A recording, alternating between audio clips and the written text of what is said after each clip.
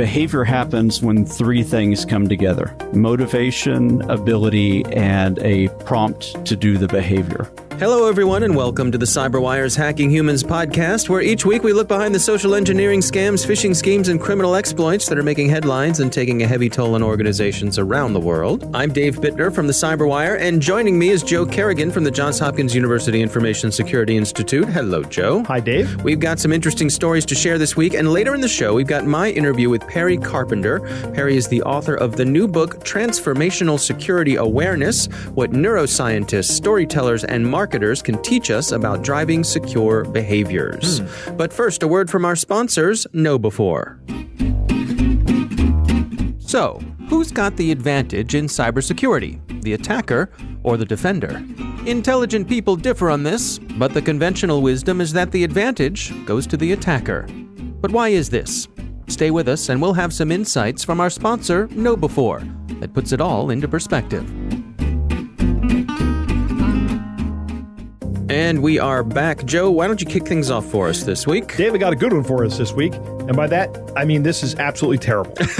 This is an interesting story. It comes from Ian Sigalo, who is the founder of Greycroft Venture Capital. And he was tweeting about this recently. He tweeted, "My day, impersonator took info from our website, posted fake jobs on Indeed, ZipRecruiter, and LinkedIn, interviewed candidates on Google Hangout, sent fake job offers on fake letterhead, asked for a blank check to set up payroll, and we learned about it once the victim started calling us." Wow. So this is a scam where they're setting up all these fake job postings on these different sites. Then they're interviewing people on Google Hangouts. So there's got to be some kind of face-to-face interview, right? Right. And then they're asking for a blank check. And somebody asks, what do they do with the blank checks?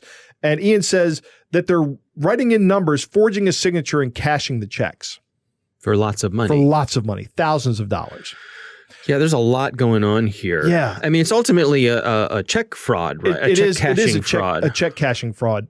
But think about all the steps that go through this. So there's lots of victims here. So let's say I'm one of the people who applied for this non-existent job. Right. Number one, I'm out the money from my bank account because they've got my check. Number two, chances are I've accepted this job, which means I've turned in my resignation at my old job. Right. You've turned in your 2 weeks notice. Yeah. You may have done so with, "Screw you guys, I'm out of here."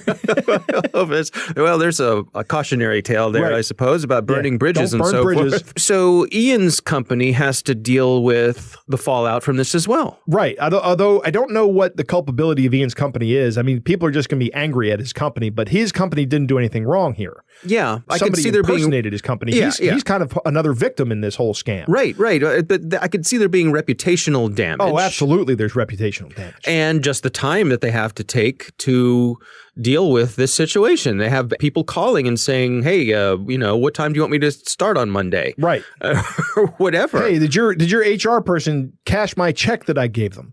Right. A couple of things about this. Ian said in one of the replies that the job boards don't use any verification system to check that a person posting the job is actually affiliated with the company. There's nothing like that going on. So you have to be extra vigilant out there and look for these kind of things somehow. Rob Tarrant made a comment about this, and a couple other people made comments about this, that whenever you submit a blank check to a payroll company, what you should do is you should void that check. Just write across it in big letters, VOID. No bank will cash that check ever. Right. But they still have all the information from the check. So and that's one of the things that Rob Tarrant says. It says ACH fraud is still a real risk. Because anybody can print a check. You can go to the office supply store and buy check printing paper. Right. Or they can just transfer the money through a wire transfer. I mean, this makes me think about threat intelligence. If I'm the company, do I want to engage with someone to be out there crawling around looking for mentions of my company? There are companies that provide that service. Yeah, that's like ZeroFox. I'm thinking of. Exactly. They do that, but I wonder about other, obviously, threat intel. I mean, I'm a fan of Recorded Future since I host their podcast. Right. But is that the sort of thing that an engagement with a threat intelligence company would be out on the lookout for as well? I suspect it could be. I don't know. Yeah. That would be a good question for Recorded Future. If only I knew someone there. I'll ask him that. And I'll ask somebody over at ZeroFox to see if they scan the job boards as well. So we've given ourselves homework. Right. Yeah. This is not one that I've heard of before. I have to say I'm surprised at the amount of effort that's going into this fraud. And the basic simplicity of the actual crime. It's just an old check cashing, like I've stolen checks from somebody and now I'm going to write them. Yeah, but the way that they're getting checks. Right. And that's a long way to go to get a check. Well, I wonder also, is it more likely you're hiring people in the IT field? Mm-hmm. Is it more likely that those bank accounts are going to have substantial sums in them, which makes it more worthwhile to take the time to go after it might be particular, the case. Is there, how much targeting is going on here with this? I don't know. It's a good question. Yeah, it's plausible. I guarantee you the Secret Service is going to be involved in this if this is all going on in the U.S., which you kind of suspect that it is. Yeah. But the people that actually went to the banks and cashed the checks are just mules. They're not the people behind things. Right. They are people whose job it is to go to a bank, cash the check, and when they get arrested, go, I don't know anybody. All right, no happy endings yet on that one, but it's one to be aware of from your company point of view, to be checking out these recruiting sites and making sure that nobody's pretending to be you. Thanks to Ian Sigalo for sharing that information on Twitter. Sorry this happened to you and all those other people. That's terrible. Yeah, my story this week comes from a listener. It's actually sort of a two-part thing. He wrote in, it's a listener named Dan who wrote us with two things to say. First of all, he wanted to thank us for the show. He says it's out there, it's helping people. He said, I totally got phished by the company I work for. He says, I signed up for periodic phishing attempts to test my skills, and sure enough, they got me. I had just submitted for vacation time, and I got an email a day or two later saying my vacation time was moved. So, of course, I clicked the link, logged in with my credentials, and was met with a website that said, don't panic, you've been phished. He said, if this were real, here are the resources to be better prepared. He says, needless to say, I felt stupid.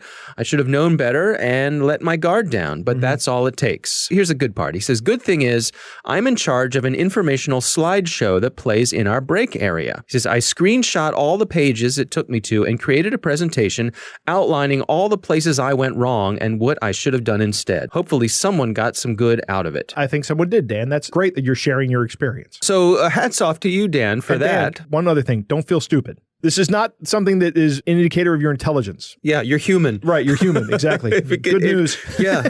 Well, and the good thing is it won't happen to him again. This particular scam's not going to happen to him again. I suspect his radar is going to be up on all fronts. Right. So the second part of what Dan wrote in, he said, second, YubiKeys. I want one. He says, no, wait, two, but I'm iOS centric, pretty much 100%. And when iOS 13 rolls around, I don't see myself turning back to traditional computing. So it sounds like he's all in on something like an iPad, something like that. He says, as far as I can tell, iOS doesn't play well with YubiKeys. My question to you is this. What's the difference between using my device and an app like Google Auth or 1Password OTP versus a YubiKey? He says they're both physical security that only I have. One could even argue that my device is safer than a YubiKey since it's locked to my biometrics. And he wanted our thoughts on the matter. Well, a couple of things. First of all, there is a Lightning version of YubiKey coming. YubiKey has announced it. It's coming out sometime this year. There's a developer program for it. So they're testing it. So there will be a YubiKey that plays nice with iOS devices. That will be an option for you. In terms of an app versus the security key, what are your thoughts on this initially, Joe? The thing about those apps with like a one-time password and anything that generates a code, even the physical tokens that generate a code, those can be socially engineered out of you. For example, if you're going to a website and I have a scam website set up that is asking for your username and password, and I ask you for your one-time password or the number that comes up on your HID thing or your RSA token, I can pass that straight to the site and that will be valid. That is not possible with a YubiKey. It doesn't work that way with YubiKey. So yes, those devices are very secure for two-factor authentication, and they are on the more secure end of the spectrum.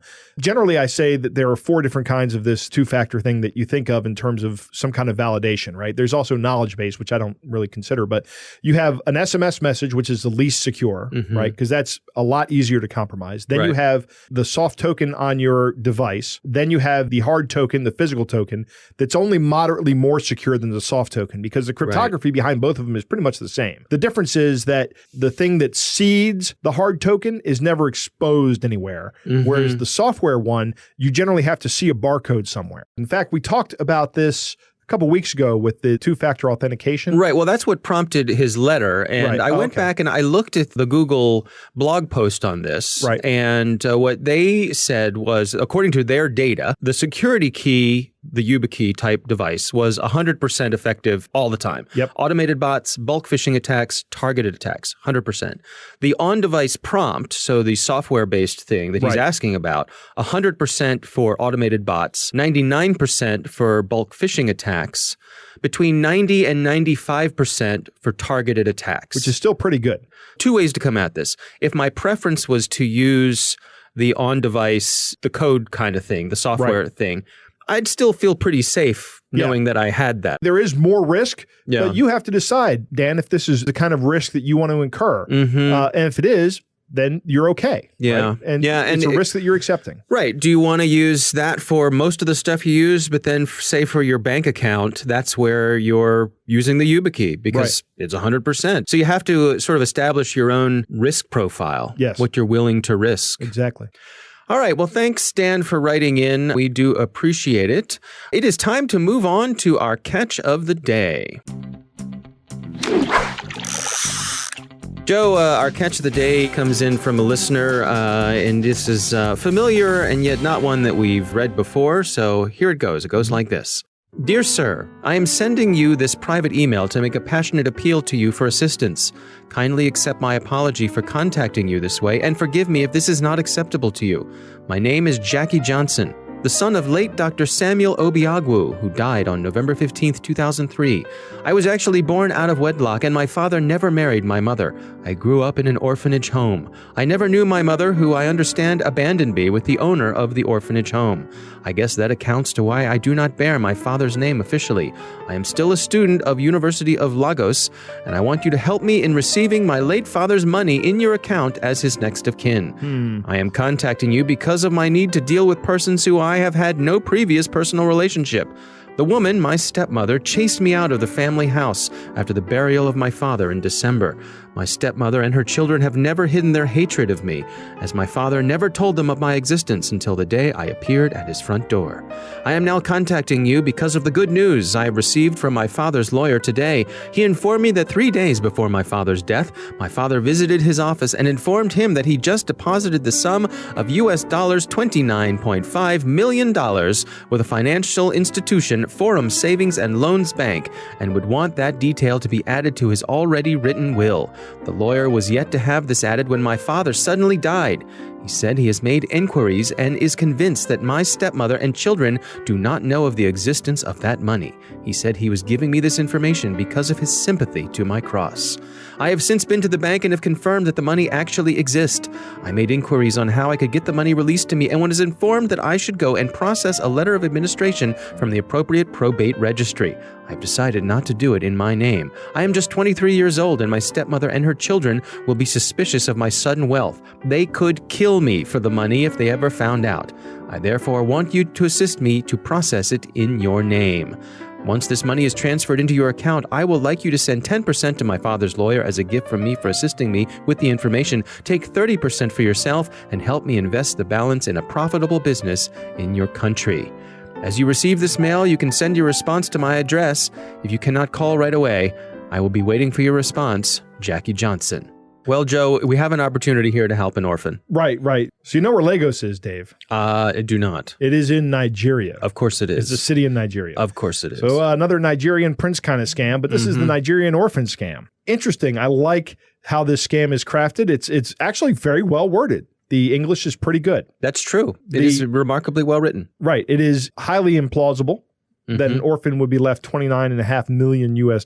Yeah. It is, however, plausible that if a large sum of money were left to an orphan born out of wedlock to a man, that his stepmother and siblings would try to kill him. That makes it seem more believable. I suppose. There's that element of danger. Yeah, there's an element of danger. At least that's why he needs our help, Dave. Well, it's a fun one, and again, a variation on something we've seen before. So. Right. Now, remember, these scams are so preposterous because they need someone really gullible to fall for them, right? And that's why they write these things to be so implausible to most people, because the people that do fall for it are the people that are likely to send the money. That's right, which I will be doing as soon as we finish recording the show. Right. So, all right, coming up next, we've got my interview with Perry Carpenter. He's the author of the book Transformational Security Awareness, What Neuroscientists, Storytellers, and Marketers Can Teach Us About Driving Secure Behaviors.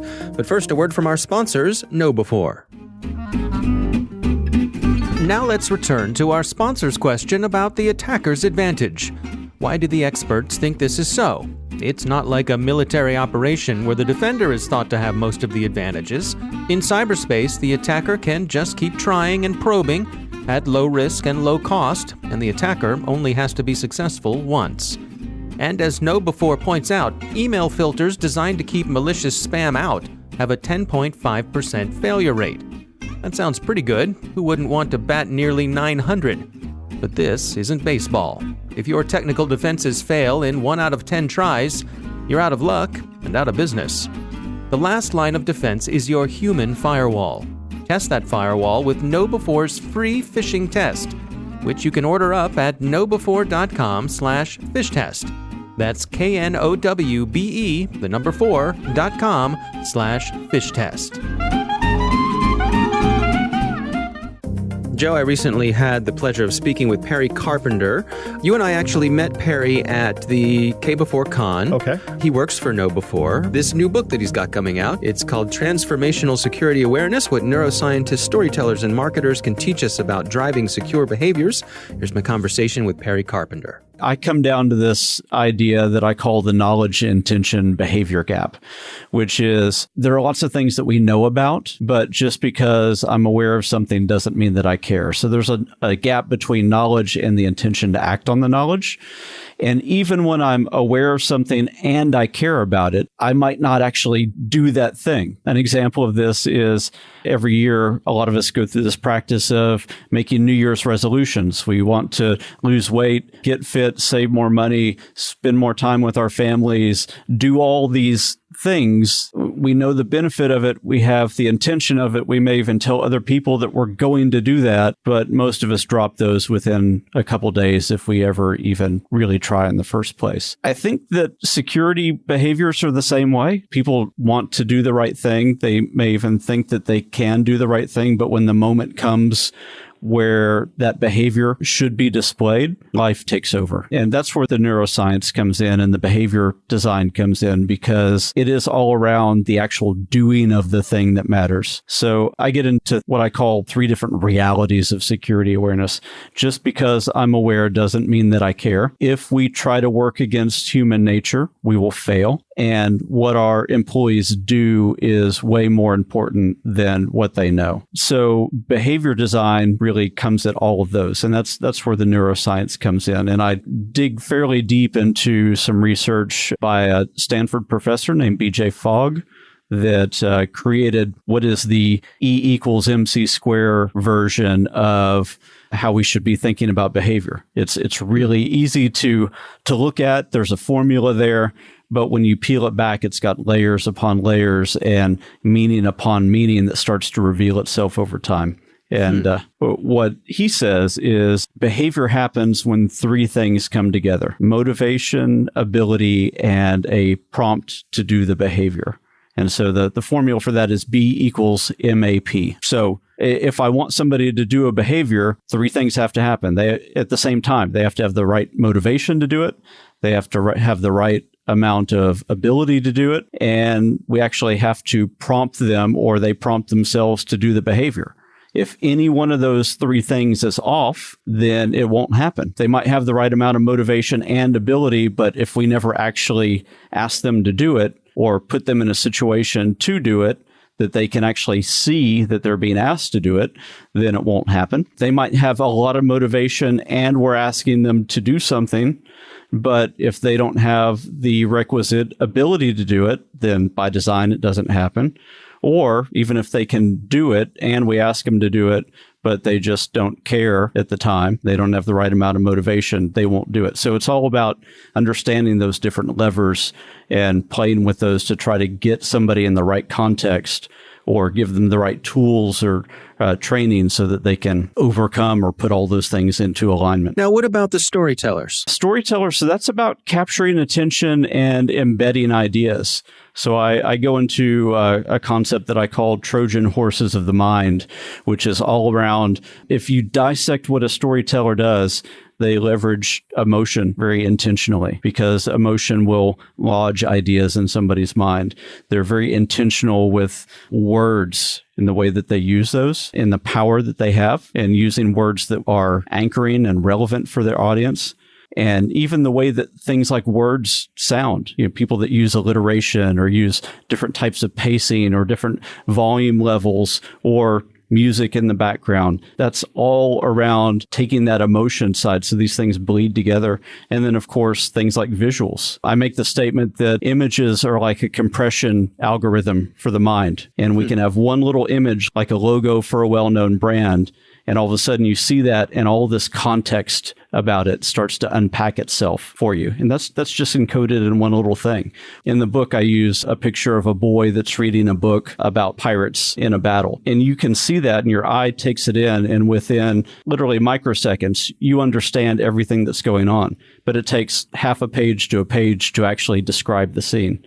And so the image is extremely powerful. Everything behind the way that our minds are really trained and built to process information is around these things that we can start to leverage as Trojan horses. I think about how many of these folks who are out there trying to phish us, they'll use the logos of the brands that we trust. Exactly, because there's already an understood meaning and use the word trust level and association. And so it sails past our common defenses. I've seen some vendors out there and some well-intentioned people that will try to simulate a brand, but not actually use it. And there's a cognitive dissonance that happens whenever somebody sends you, let's say, a fish that says friend book rather than Facebook. You're like, that may look a little bit like the logo, but there's something off. There's something different about that. I don't know that, so I'm not going to have that knee-jerk reaction that the fisher's after. And so that the image is powerful. And when it's consistent, when it's the thing that has the richness of meaning that we've always associated with it, because it's that thing that we've seen through repetition over and over and over again, when that's used well and when that's used intentionally, it crashes past all of our defenses. Yeah, isn't that interesting, the way that how often something just doesn't feel right, and you can't always put your finger on it right away, but it seems like the bad guys, they find ways to short circuit that, to overcome that feeling of hesitation that you have. Yeah, I think for a lot of them, they might not know the science behind it, but they have an intuition about it because it's what would work on them. And so as they get more and more sophisticated, they start to understand naturally that there are levers around trust that they can use. If you look at the work by Robert Cialdini on influence that I cite in the book as well, he talks about a number of levers of influence that get used, from things like authority to urgency to scarcity and so on. And so the marketing world understands all these things implicitly when they're trying to sell us things. And fishers, and even us as security awareness professionals, we're all trying to sell something. We're trying to capture that microsecond of attention and have enough signal to cut through the noise of everyday life that we can embed that hook or that message or that idea and then pull the person forward. It's fascinating to me, just the different levels of influence that we all use in our day-to-day lives. And many of them are for good purposes. You want to be a friendly person. You want to be attractive and well thought of to the people who are around you. I think most people, their inclination is to be trusting. Yeah, it is. And if I flash back to BJ Fogg, who I mentioned before, he has a really profound statement. It was put out in a tweet probably close to 10 years ago at this point. And he says, humans are lazy, social, and creatures of habit. And he was talking about product design. He said, if you're building a product, you have to account for these things. We want to do things the easiest way possible. We want to be seen and liked by others. And there's definitely the social component where we will conform to society's expectations. And then we like to do things the way that we've always done them. When you think about that second one, it's actually directly related to what you mentioned. We're social by nature, and we will either comply or we will be an outlier. And from a social perspective, when we're an outlier, there's only two things that happen. We're either idolized or we're ostracized. And most of us are generally going to fall in with the pack, and we're going to find ways to be trusted, or we're going to find ways to try to peacock a little bit, hoping that people will start to look up to us because we're different enough, but we don't want the negative side of that. So beyond some of the things you dig into here in the book about the neuroscientists, the storytellers, the marketing, I mean, part of the book is really focused on some of the practical things that people can do. Yeah, absolutely. So one of the things that I really want somebody to be able to take away from this book isn't just all the theory and the fun things that we can dive into and research and geek out on and ultimately try to do some real good for our programs. But I want people to feel like they're empowered to actually get the program going in the first place. And so that means thinking about, how do I gain executive support? How do I put the steps of a program together that are going to take things to the next level and to have maturity? How do I measure things that aren't even electronic in nature? Like, how do I measure whether my program against tailgating is being effective, or for people to shred documents more often, and so on. So all of those ideas are packed in, even to the point of thinking through how I get buy-in throughout the organization using social influence and using things like, there's a cognitive bias called the Ikea Effect, which means that if somebody starts to build something themselves, then they'll start to take ownership. It's almost like what Fishers will use, which is the sunk cost fallacy, which is the more time, more investment you put in something, the more you're going to put into that. We can actually use what's kind of the good version of that, which is the Ikea effect, which is if somebody starts to help build something, they'll take ownership of that as well. So if I have my marketing team or my PR team or product development team within my organization help build a component of my awareness program, well, now they're obviously also going to be an advocate of that. And they're going to be brought in. They're going to evangelize that to their team and say good things about it rather than feel like it's a waste of time. So the more we can start to leverage those things to our benefit, the better. And the better we'll be positioned for success, for buy-in, ultimately sustainability. All right, Joe, what do you think?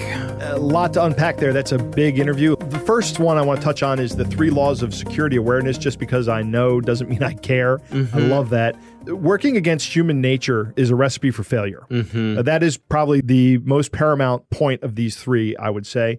And what your employees do is more important than what they know. His discussion of BJ Fogg's work, the behavior equals motivation plus ability plus the prompt. Interesting. Because this is exactly what the scammers do. They're going to find out if you have the ability to do something, usually give them money. Then they're going to motivate you to give them the money, and then they're going to prompt you for the money. It works both ways. It's just like E equals MC squared works. You know, you can use that to either make nuclear power or melt cities. When he starts talking about images, I like how he says images are a compression algorithm for the mind, or another way of saying that is a picture's worth 1,000 words. When he talks about phishing with images that kind of look like they're not the real images, you know, like Friend Book he uses as an example, when we're actually doing real phishing exercises, legitimate phishing activity, we're still bound by the law, right? So we can't steal someone's copyright information or trademark information to do a phishing test without their permission. But I do have something I want to show you here, Dave. I want you to tell me what you're looking at here. Okay. Ready? What is that? Those are Sharpies.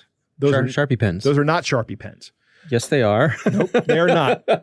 Oh, those are Skirple pens. Those are Skirple pens. Right. So they are. If you Google Skirple, Skerple, and just go through the images, you'll see how good of a fake logo. This is the best one I've ever seen. You know, that's using something very close as an image. Right. Even the shape of the object itself. Right. Exactly. Yeah. It's a knockoff Sharpie pen is what it is. I don't even know if they still make them. I like when he talks about humans being lazy, social creatures of habit. And I like the Ikea effect being the flip side of the sunk cost fallacy. That's an interesting thing. Again, you're using the same phenomenon for good or for bad. I guess when you're phishing somebody in the example, yeah, you're relying on the sunk cost fallacy. But, you know, a lot of these cognitive processes have, of course, good and bad effects. All right. Thanks to Perry Carpenter for joining us. The book is Transformational Security Awareness, What Neuroscientists, Storytellers, and Marketers Can Teach Us About Driving Secure Behaviors. That is our show. We want to thank all of you for listening. And of course, we want to thank our sponsors at KnowBe4. They are the social engineering experts and the pioneers of new school security awareness training. Be sure to take advantage of their free phishing test, which you can order up at knowbe4.com/fishtest. Think of KnowBe4 for your security training. Thanks to the Johns Hopkins University Information Security Institute for their participation. You can learn more at isi.jhu.edu. The Hacking Humans podcast is proudly produced in Maryland at the startup studios of Data Tribe, where they're co-building the next generation of cybersecurity teams and technologies. Our coordinating producer is Jennifer Iben. Our editor is John Petrick. Technical editor is Chris Russell. Our staff writer is Tim Nodar. Our executive editor is Peter Kilpie. I'm Dave Bittner. And I'm Joe Kerrigan. Thanks for listening.